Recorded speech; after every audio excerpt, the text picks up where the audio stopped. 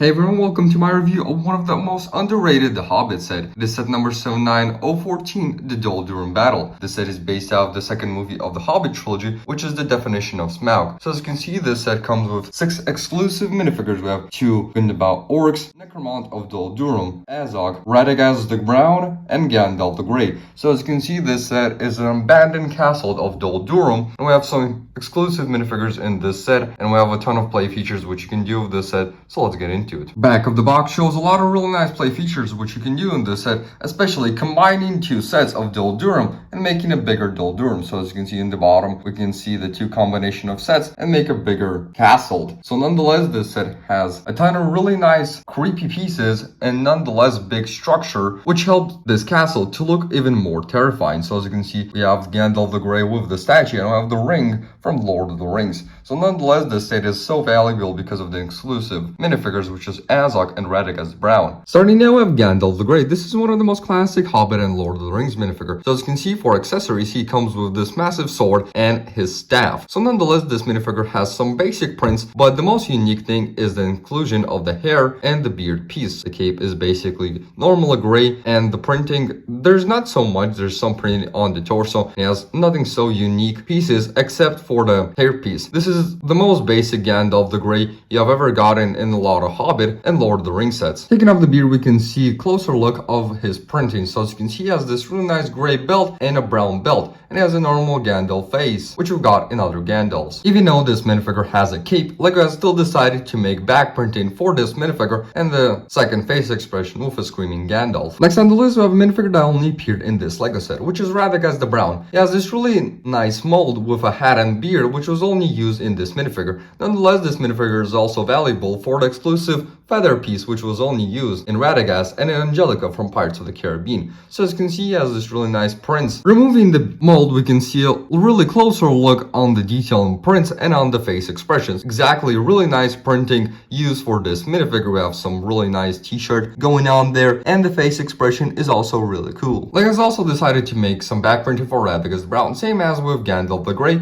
It shows how really nice the production of those minifigures are actually worth it, and how the designers were able to get a lot of details on the Lord of the Rings and Hobbit minifigures. As you can see, he has also this really nice screaming face with a terrifying look. Next, we have one of the main villains from the Hobbit trilogy, which is Azog. So as you can see, he doesn't have a hand, he has this specific piece, which was used same as in the movie. He has this really amazing prints going on the legs, designed with the torso, as this, I wouldn't call it like an axe, it's like a battle defending piece. The mold of the Azog minifigure looks absolutely phenomenal. He has this really nice like half of a torso, and the headpiece looks absolutely phenomenal. So as you can see on the back, we still have some printing used on the torso and on the headpiece, and nonetheless moving those minifigures. This is an absolute fantastic minifigure, just how detailed the production was of making the Hobbit minifigures. Even removing the mold, we can see some basic printing still used behind the molds. So this is how the mold looks. It's just a basic, as you can see, half of a torso and the main headpiece for Azog. Next, we have a Necromant of Dol Durum. This is one of the most basic Hobbit minifigures. So as you can see, he has only printing on the front of his headpiece, which is a screaming face, and as you can see, he has some muscles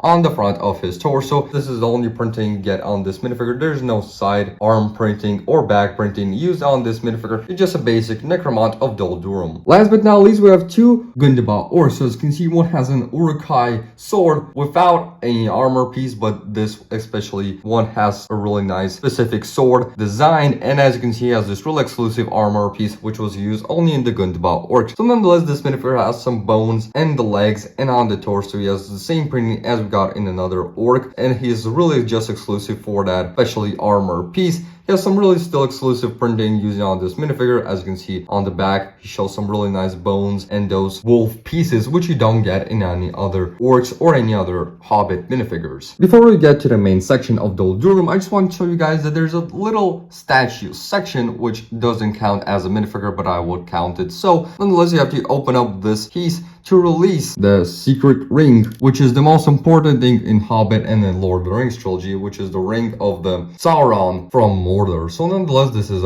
just a ring which was used in any other sets. It just doesn't has any printing, which I think was a really big disappointment because the ring actually needs to have like some wards, so it will actually represent the ring from Hobbit and the Lord of the Rings trilogy. Getting to the first section of Guldur, so as you can see, we can attach the tower piece from the whole side of Guldur. It's just connected by 2 pins. So as you can see, this is just a basic connection, which is very structured connection, which holds it very strong. So Radagast and Gandalf are trying to get inside Guldur. So nonetheless, this is a really inside of the walk parade to how to get inside Guldur. You just have to get up this web piece up the side, and there's this really nice booby trap. So as you can see, there's a sword hiding down on the side, and you have to just pull this piece that side. So as you can see, when they're trying to get inside Guldur, you just have to pull up this piece so they don't get inside. This is a really nice technique which is used to protect the Guldur from the Gandalf the Grey and Radagast the Brown. When our wizards have got inside the Guldur, they have some unexpected guests inside. So as you can see, you have to open up the gates to release Azog and his Gundabad orcs inside. So nonetheless, then Azog comes and release his also booby traps. Nonetheless, as you can see, you have to put the skull on top of this section, and you have to just spin this piece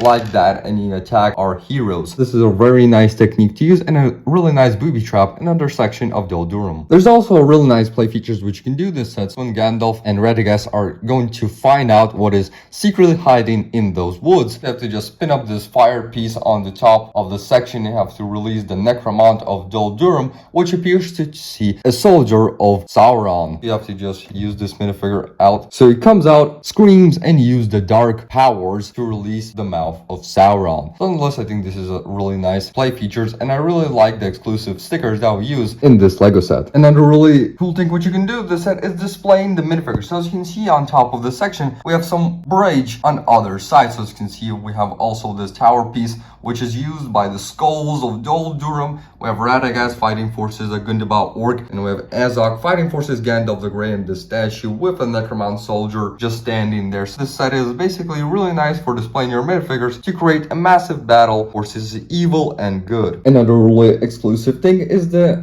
bigger tower, which has the same design at the first and second floor, and at the top we have this really nice gold piece which has ability to reuse it on another section. So we'll get there in a little bit. I just want to show you guys that it looks like a really nice mirror, but nonetheless the first and second floor looks absolutely phenomenal. Inside the tower, as you can see, we have this really nice sticker piece used on the first floor, and on the second floor there is another sticker, but nonetheless there's a sword and this really nice crate which you can put your weapons or wherever you want. There's, as you can see, some bones on the side of the tower. It's a really exclusive thing. And unless if you get to the last floor, you can put some minifigures like a Gundabad orc just standing and controlling everything to see our heroes. So another really nice thing which you can do with this set is this really nice catapult which you can shoot. So if you get this rock piece, so if you just push this piece and release fire on our heroes just like that. And I really like the ability how you can reuse this cannon to another statue. So if you don't like cannon on the top, you can still have ability to remove it and put this section, which is a section with, as you can see, a skeleton. It's just a really nice technique used for this set. You can just place it up this side and it'll have this really nice special effect that creates a bigger Guldur. So when you put this section on top of the tower, you can still see some minifigures. As you can see, Gandalf and Radagast are in the first floor. Use this piece, you can release it, and as you can see, it drops the cage, which is a really nice play feature. I think it's a really great addition for this tower piece, how you can remove it this floor to the section and use the cannon on top of the last floor. Just letting you know that there's nothing really exclusive going on the back. There's just some basic walls with some bone. As you can see, we have this gate piece and the web. Nothing so exclusive and nothing so interesting going on the back side of Guldur. Thank you guys so much for watching my review of one of the most underrated Hobbits, because I think that is. If you agree with me, leave your comments on the comment section down below. Don't forget to like and subscribe if you're new to the channel, and I'll see you legends in the next one. Peace out.